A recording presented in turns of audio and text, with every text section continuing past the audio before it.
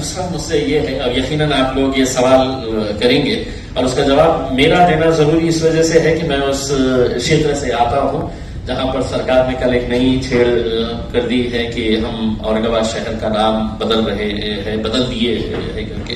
हमने हमेशा से ही इस तरह की जो सरकार की कोशिशें रह रही है कि किसी सड़क का नाम बदल दो, किसी बगीचे का नाम बदल दो, किसी रेलवे स्टेशन का, एयरपोर्ट का नाम बदल दो, शहरों के नाम बदल दो, देखिए मुद्दों का हमने पहले से ही विरोध किया है और इसलिए किया है कि इतिहास अच्छा हो सकता है, इतिहास बुरा हो सकता है।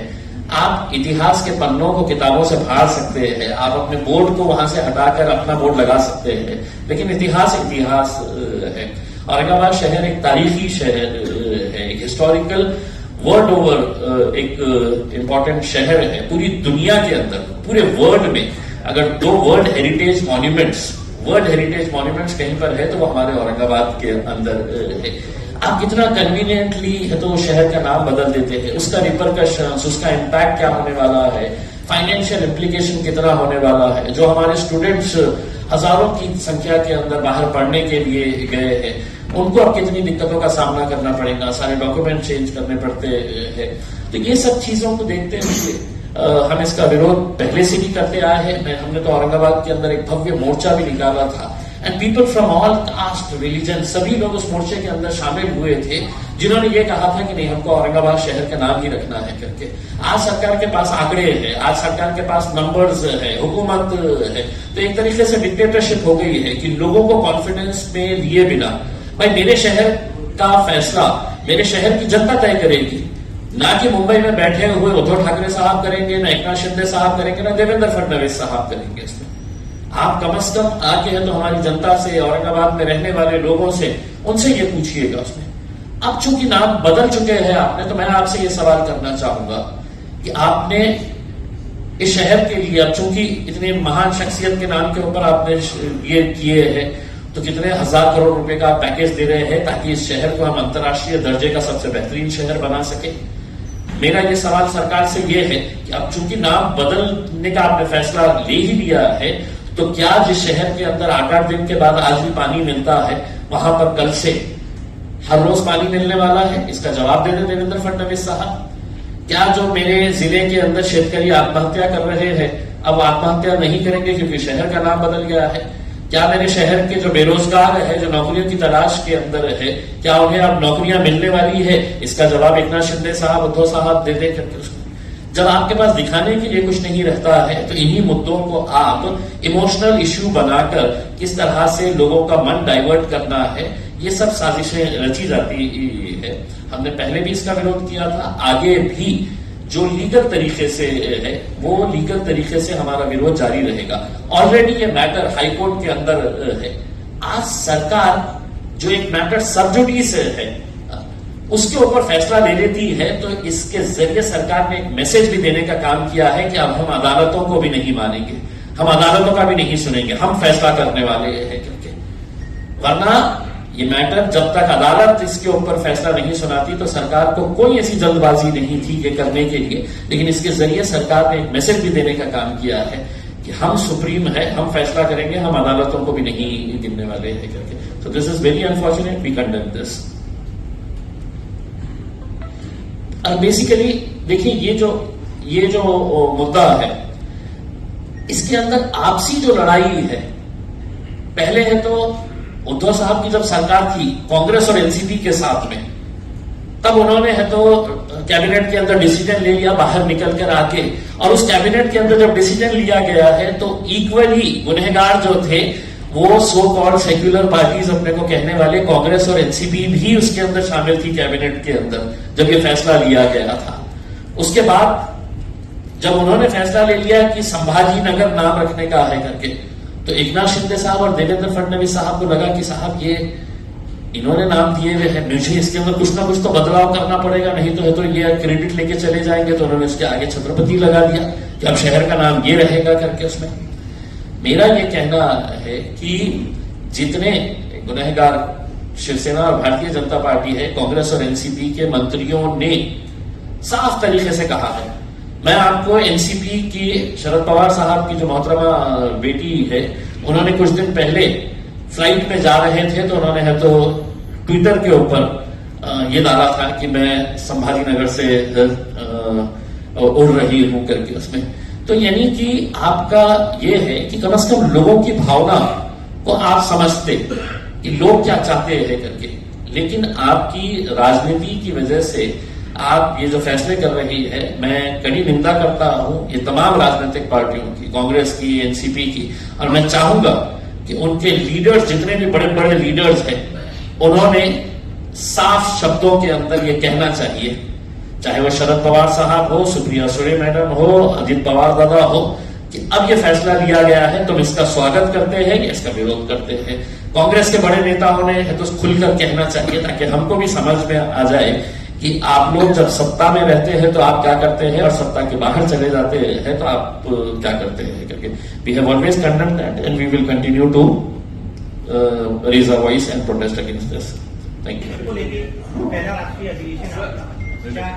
अपना वक्त भी मेरा वक्त भी बचाइए, और इम्तियाज साहब ने पूरी तफसील डिटेल आपको बता दिया है, तो उसको रिपीट मत करिए। अगर आपको कोई सवाल है तो उसको पूछ लीजिए। और कितना टाइम है? हाँ, तो आपके पास 15 मिनट है। 1 2 3 4 5 6 तो 20 सवाल आप पूछ सकते हैं मेरे से। तो मैं गिनूंगा, 20 सवाल के बाद मैं जवाब नहीं दूंगा। तो आप लोग अब आप डिसाइड कर लो। हाँ, विदाउट माइक चलिए 5 पकड़ लीजिए, 25 कर लीजिए। शुरू करिए। सवाल आपका है तो बोलिए। अधिवेशन का एजेंडा आप बता दीजिए किन किन मुद्दों पर चर्चा करेंगे। नहीं, उसका जवाब ये है कि इम्तियाज साहब आपको डिटेल में बोल दिए, उसको रिपीट करना मेरे लिए आपके लिए फायदेमंद नहीं है। उस जो इम्तियाज साहब बोल चुके हैं वो और कल शाम में भी हमारा एक प्रेस कॉन्फ्रेंस होगा, उसमें जो हम डिसीजंस लिए, क्या रेजोल्यूशंस पास किए, क्या डिस्कशन हुआ, वो फिर हम आपके सामने रखेंगे। अफसर साहब, जिस तरीके से हम देख रहे हैं महाराष्ट्र की राजनीति में कई सारे समीकरण बदले हैं, चाहे सत्ता पक्ष की हो या विपक्ष की हो, तो पिछले चुनाव में आप वंचित बहुजन आघाड़ी के साथ थे, लेकिन इस बार वो घोषणा कर चुके हैं कि वो शिवसेना के साथ जा रहे हैं। तो आपके लिए ये जो नई बदली परिस्थिति है, इसमें आप किन नए लोगों को साथ में जोड़ने की कोशिश होगी, या फिर किस तरीके से उस वंचित बहुजन आघाड़ी से जो नुकसान होगा उनके जाने से उसकी भरपाई करेंगे आप? देखिए, एक बात तो मैं बताना चाहूंगा कि जब आइंदा साल लोकसभा के इलेक्शन होंगे, हम तो औरंगाबाद की पार्लियामेंट की सीट तो लड़ेंगे क्योंकि हमारा सिटिंग एमपी है, और इंशाअल्लाह ताला वो कामयाब भी होंगे। दूसरी बात ये कि और कितने लोकसभा की सीट हम लड़ेंगे, इसका नंबर इम्तियाज जलील साहब, हमारे जो प्रेसिडेंट है, working president doctor Gaffar Khadri sahab जो मेरे बाजू बैठे हैं, वो सब मिलकर तय करेंगे। किससे अलायंस होगा नहीं होगा ये आपको थोड़ा इंतजार करना पड़ेगा। इतना जल्दी डिटेल बताना सही नहीं होगा, मगर ये फैक्ट है जो आपके सामने में रखना होगा। क्या फर्क पड़ेगा वंचित बहुजन आघाड़ी? आपका 2 सवाल हो, 3 हो गए। इसी सवाल पर सर, उनके जाने से कितना फर्क पड़ेगा? नहीं, मैं उनको मुबारकबाद, जहां कहीं भी गए उनको मुबारकबाद। सर, आपने जुनैद नासिर के वो ट्वीट करके ये कहा है कि सरकार, हरियाणा सरकार की ही रजिस्टर्ड गाड़ी है और कहीं न कहीं मुसलमानों को हिंसा का शिकार बनाया जा रहा है। कैसे देखते हैं, क्योंकि इसको लेकर सीधे सीधे तौर पर नाराजगी दिखाई दी। देखिए, जो बोलेरो गाड़ी का रिपोर्ट एक यंग जर्नलिस्ट जिसका नाम अलीशान है, उसने रिपोर्ट किया है विद वीडियो एविडेंस कि वो जो बोलेरो गाड़ी है उसको इस्तेमाल किया गया था जहां कहीं भी ये जो सो कॉल्ड गौ रक्षक टास्क फोर्स जो बना दिया गया है, वो लोगों पर आतंक फैलाते हैं, मारते हैं, पीटते हैं, उनको कपड़े उतारकर घसीटते ले जाकर उस हर जगह वो बोलेरो दिख रही है। और पुलिस ने भी ये कहा कि जुनैद को और नसीर को जिस गाड़ी में किडनैप किया गया था राजस्थान से और हरियाणा लाया गया था, वो यही गाड़ी थी। तो इससे ये साफ गवर्नमेंट की गाड़ी है, इससे साफ जाहिर होता है कि ये स्टेट वायलेंस है मुसलमानों के खिलाफ। और मोदी सरकार तो लैटरल एंट्री की बड़ी बातें आप लिखते हैं, तो ये गौरक्षक को भी लैटरल एंट्री दे दी कि आप सो कॉल गौरक्षक कि आप जो चाहे करो, जिसको मारना है मारो, पीटना है पीटो, गोली चलाओ। और हद तो ये है कि वो जो ग्रुप है, वो जो पर्टिकुलर ग्रुप है, उनका यूट्यूब पे सिल्वर बटन है। मैं देश के प्रधानमंत्री से पूछना चाह रहा हूं कि जब आप मुख्यमंत्री थे तो आपके बारे में बीबीसी ने 2 पार्ट का एक वीडियो सीरीज डाला, तो आपने अंग्रेजों के बनाए हुए गुलामी के कानून को इस्तेमाल करते हुए उस पर बैन लगा दी, यूट्यूब पर, फेसबुक पर। ये जो दंगाई है, ये जो टेररिस्ट है, टेररिज्म कर रहे हैं, उनका यूट्यूब से नहीं निकालते आप?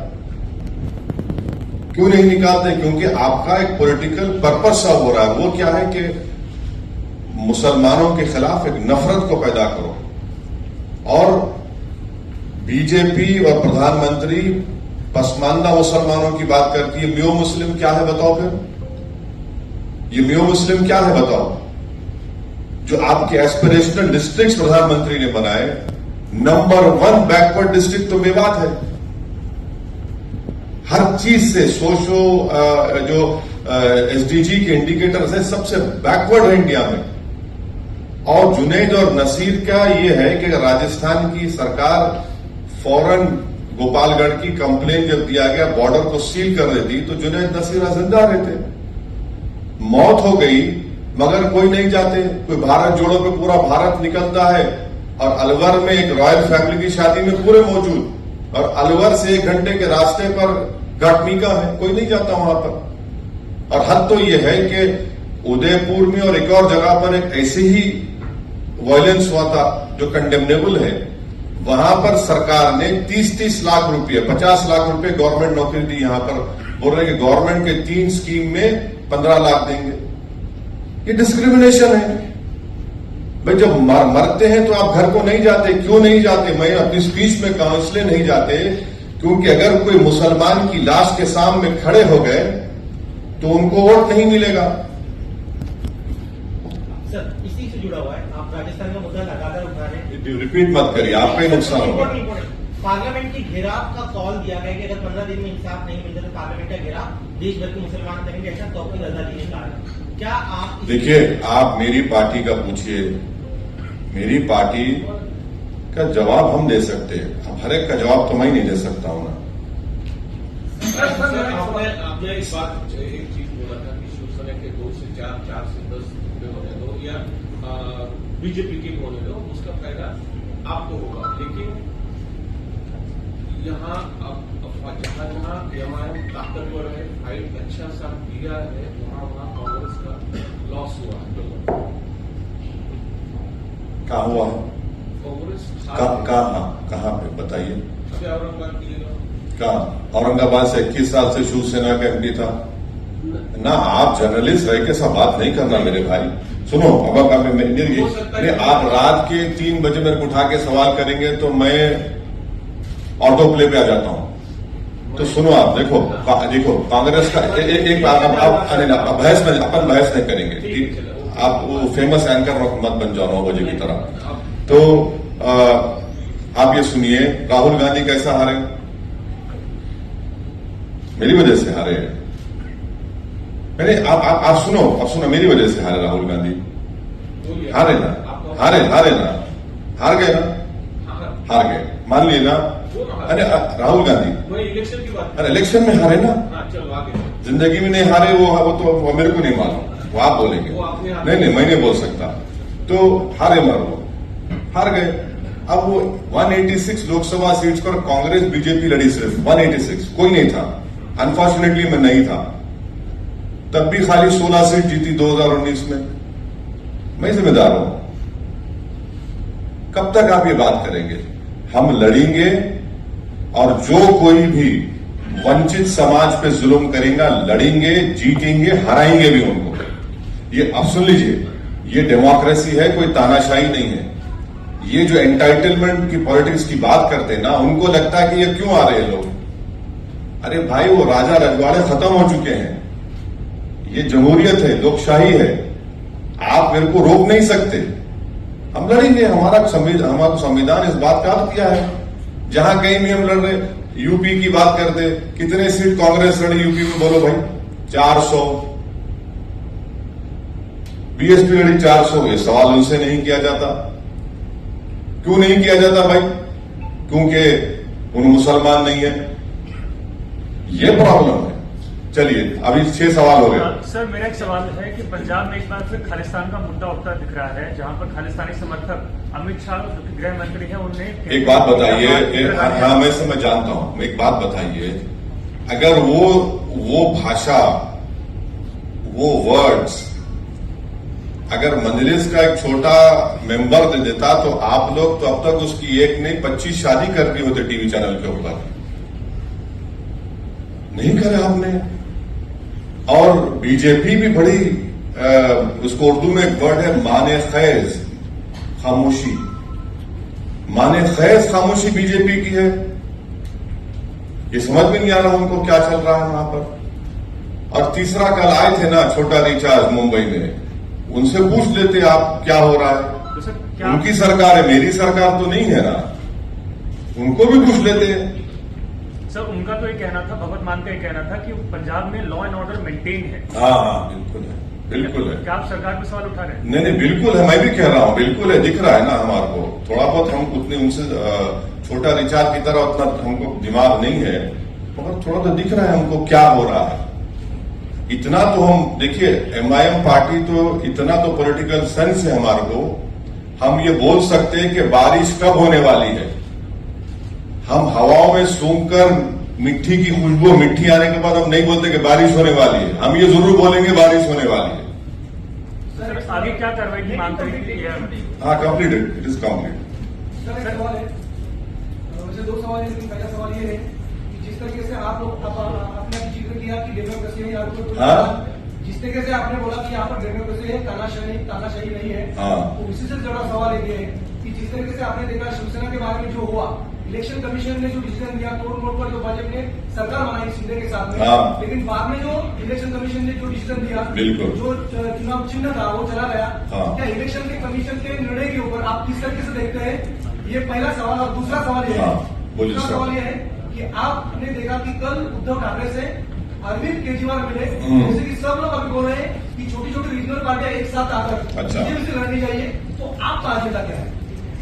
सबसे पहली बात तो ये बताइए, आपका सवाल ये भी होना चाहिए था, अगर आपका इख्तियार है, कि बिहार में मेरे 4 एमएलए को तोड़ दिए कांग्रेस राजद, वो अच्छा काम था क्या? बोलो, आपको पूछना चाहिए था। जब यहां गलत हुआ तो वहां सही हुआ क्या? क्योंकि ये सेकुलरिज्म के ठेकेदार हैं, ये चंगेज खां की तरह काम करेंगे तो नहीं, वो उनको चंगेज मत बोलो। यहां पर होगा महाराष्ट्र में तो चंगेज है जो भी कर रहे हैं। अरे भाई, चंगेज दोनों जगह पे होता है ना, एक जगह क्या होता है, दोनों जगह होता है। सर डॉक्टर उदित राज जी का कहना है कि अगर मोदी जी आपकी राजनीतिक कब्र न खुदी तो देश की खुद जाएगी। कौन बोले ये? डॉक्टर उदित राज है, आईएनसी से है, कांग्रेस पार्टी। क्या बोला उन्होंने? उन्होंने कहा कि अगर मोदी जी आपकी राजनीतिक कब्र न खुदी तो देश की खुद जाएगी, दोनों में से कुछ एक जरूर। नहीं, मैं तो इस पे नहीं बोल सकता मैडम, मैं खबर बनाने का एक्सपर्ट नहीं हूं, मैं जिंदा रखने वालों में का एक्सपर्ट हूं। अब जिसकी खबर बनेगी उन्हें फूल चढ़ाएंगे, मैं नहीं बोल सकता इस बारे में। बात हो रही है, नहीं, दोनों दिया मैं। आप एक सवाल का भी जवाब है, इलेक्शन कमीशन के डिसीजन के ऊपर मैं दोनों दिया हूं ना, मैं दोनों दिया हूं, दूसरा जवाब था कि मैं दोनों दिया हूं। आपको पसंद नहीं आया तो कबूल कर लो आप, मैं आपकी जरूरी नहीं है कि आपको मुतमईन करके जाऊं। रीजनल पार्टी के ऊपर एप्लीकेशन। हाँ ठीक है, जब चुना, हम पहले ही इंट्रोडक्शन में आपने सवाल किया था, उसका जवाब दिया हूं, आप अटेंशन नहीं है। बोलिए। मेरा सवाल ये है कि लास्ट महीने भी और इस महीने भी वाशी में, जहां नवी मुंबई में सकल हिंदू समाज की एक मोर्चा होने वाली, लंच याद और क्रॉस लॉटर करेंगे, सर इसके बारे में आपका क्या बोलना? ये उनको चाहते हैं महाराष्ट्र में जिले जिले में ऐसा हाँ नहीं, ये तो है ना। इम्तियाज साहब ने बोला कि शेतकारी संगठन के लोग वो जो किसान खुदकुशी कर रहे, उस पर कोई धरना प्रदर्शन नहीं होगा। नौजवानों का बेरोजगारी उनका मुकद्दर बन चुका, उस पर कोई बात नहीं करेंगे। पर किस पे बात करेंगे? इन मुद्दों पर, ताकि पूरे माहौल को गर्मा के रखे, एक पोलराइजेशन होता रहे, गंदगी फैलती रहे, और पूरा बीजेपी और आरएसएस, यहां की सरकार उसके पीछे है। इसीलिए उसमें इस तरह के स्पीचेस किए जाते हैं। और सुप्रीम कोर्ट ने भी उसका नोटिस लिया है। सुप्रीम कोर्ट ने कह दिया कि 100 मोटो एक्शन, तो देखते हैं 100 मोटो एक्शन लेंगे नहीं लेंगे। बिल्कुल इनका एजेंडा है, यही तो एजेंडा है उनका।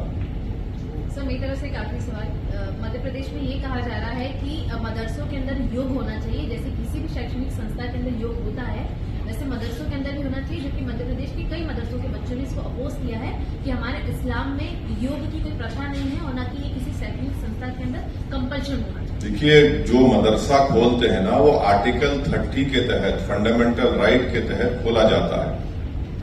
अब उसमें आप मेरा फंडामेंटल राइट मुझसे नहीं छीन सकते आप, वो मेरा फंडामेंटल राइट है, वो सरकार को समझने की जरूरत है। जब मैं इसको आर्टिकल 30 के तहत खोलता हूं तो आप कैसा किसी को फोर्स करेंगे?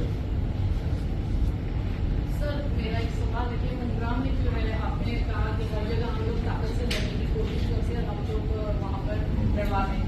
आपके 2 बार एमएलए वहां पर लड़ने की कोशिश की है, एक एमएलए तो आपका जो है वो छोड़कर पार्टी चला गया, तो आगे जैसे आपने 2 बार देखा कि ऐसा हुआ है, तो थर्ड टाइम आप कैबिनेट में, तो आपने क्या उसके लिए एजेंडा तैयार किया गया है? तो वो जो कहावत है ना, दूध के जले छाछ को भी फूंक फूंक कर पीते हैं, तो हम दूध के जले हुए हैं। इंशाल्लाह पूरी कोशिश करेंगे कि जमीर फरोश, कफन चोर, बेईमानों को टिकट नहीं देंगे। सर एक सवाल और है कि 2014 में जो है पुलिस कभी भी आपको कहीं भी कोई परमिशन देना नहीं चाहती, हमेशा रोका जाता है, पर 2014 में आपको जिस तरह आप हैदराबाद में घर घर जाकर जैसा आप ट्रेन चलते हैं, उसी तरह आपने मुंब्रा में भी कोशिश की थी। मुंब्रा में नहीं हुआ। सर आपको परमिशन भी मिली थी 2014 में, मगर आप होटल में रुके रहे, मगर आप नहीं, गलत बात क्या है। वजह? नहीं, गलत बात है। 2014 मुंब्रा में मेरे को परमिशन नहीं मिली, अगर मिलती तो मैं बराबर आता। मैं तो कहता हूं कि अल्लाह ने मुझे पैरों में मेरे पहिए भी पैदा किए हैं, तो चलने का मेरे को बहुत शौक है, मगर परमिशन नहीं मिली, और जब मिलेंगी इंशाल्लाह मिलेंगी, मैं जाऊंगा ना। अभी तो हम इसीलिए मुंब्रा में ही कर रहे हैं सब चीजें, क्योंकि एक महाशय हैं, उनको बहुत आसमान पे उड़ते रहते हैं, वो समझते हैं कि कुछ भी कर लेंगे, फिर हम करेंगे। सर जी, संयुक्त विपक्ष की बात हो रही जो नहीं ऑपोजिशन की बात पे क्या कहना है आपको? संभव 2024 किया है हिंदू परिषद और बजरंग दल बैन होना चाहिए। कौन? आईएमसी। हाँ, आईएमसी क्या आईएमसी क्या है? आईएससी क्या है? इतिहाद मिल्लत कौंसिल। मैं नहीं जानता कौन सा ऑर्गेनाइजेशन। अरे उनसे पूछ लो भाई, मेरे को क्यों पूछते? मेरा असद जी, 2024 के लिए संयुक्त विपक्ष की जो बातचीत हो रही है उसमें आप कितनी संभावना देखते हैं, या फिर आप किस तरफ खड़े हैं? अच्छा, आप उनसे बात करा दीजिए ना हमारी। आप हम चलो, मैं आपको इसके आ जाऊँ, चलो बात करो। आपको देता हूँ मैं, आपको संभावना नहीं, आपको देता हूँ जिम्मेदारी। चलिए बात कराइए, हम तो बहुत बात करा दीजिए। आप मैं तो बोलो बात करा दीजिए। अब वो बात नहीं करके आप लोग चलाते, वो टीम, फुला टीम, ऐसा टीम, अरे वो बात करा दो ना। सर ठीक है सर लेकिन एक सवाल उससे जुड़ा हुआ एक सवाल है, आप उसका जवाब नहीं देना चाहते, लेकिन ये जवाब आपको दे दीजिए कि अगर रीजनल पार्टी एक साथ आती है तो क्या बीजेपी को टक्कर दे सकेगी? क्या अगले चुनाव में? एक बात सुनिए, आपका एक्सपीरियंस एक बात सुनिए। तेलंगाना में 2014, 2018 के समय इलेक्शन हुए, बीजेपी कैसा हार रही वहां पे? आपको सोचना पड़ेगा। 2014, 2018 में बीजेपी को हरा दिए, बीजेपी नहीं जीती वहां पर। अब इस साल दिसंबर में होंगे, नहीं जीतेगी बीजेपी इंशाल्लाह तेलंगाना में। इसका क्रेडिट थोड़ा तो हमको दो। आटे में जितना नमक डाल उतना तो क्रेडिट दो मेरे को, इतना तो दिल बड़ा कर लो, उतना तो दो। आपको नहीं बोल रहा हूं, आपको नहीं बोल रहा हूं, मैंने आपको क्यों बोलूंगा? मेरा आप मेरे दुश्मन है क्या पर्सनल? आप जर्नलिस्ट है, अपना काम कर रहे हैं आप।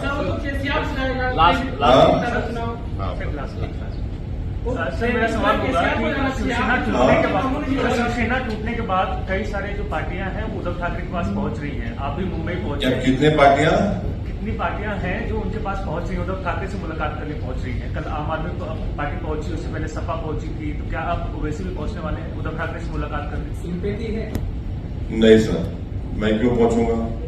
मैं जनता के दरवाजे पर पहुंचूंगा, मैं गरीब के घर पे जाऊंगा, मैं जुनैद नासिर के घर पे जाऊंगा। विशालगढ़ में जो परसों दरगाह के सामने शिवरात्रि के दिन जो पटाखे दरगाह की तरफ मारे गए, मैं उस दरगाह के पास जाऊंगा। जिस पे जुल्म हो रहा है उसके पास जाऊंगा मैं। और जो लोग खामोश बैठे हुए हैं वो क्या बोलेंगे फिर? वो तो बोलना चाहिए ना उन लोगों को, कुछ नहीं बोलते। देखते हैं क्या, आपका क्या सवाल था? आपके घर पर हमला किया गया दिल्ली में, उससे हाँ। पहले गोलियां चलाई गई, आपको लगातार आपको ऐसा है ना, ये नामर्द लोग हैं, इनको हिम्मत नहीं है, तो इनको लगता है कि मेरे घर पे आके तो पत्थर मारेंगे।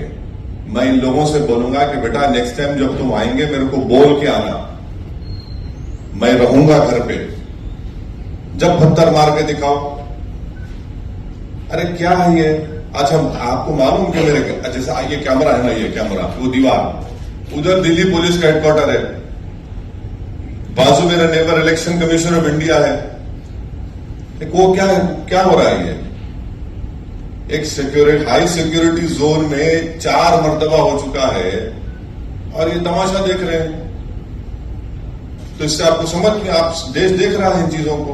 तो खैर, देखिए, मेरी जान की कोई अहमियत नहीं है, आप और हम जाएंगे इस दुनिया से, मगर जो आप जो चीज कर रहे हैं, लम्हों ने खता की सदियों ने सजा पाई का मामला हो जाएगा।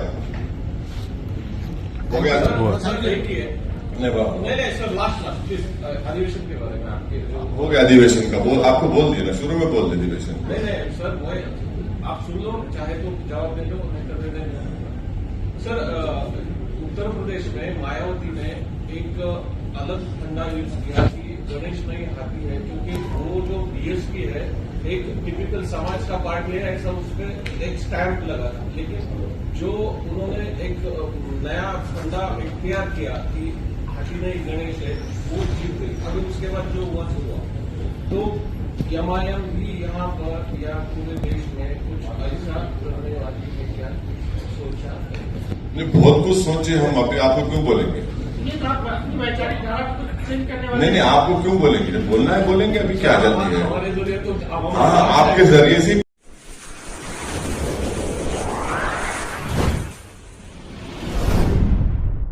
वीर महाराष्ट्र न्यूज चॅनलला लाईक आणि सबस्क्राईब करा. धन्यवाद.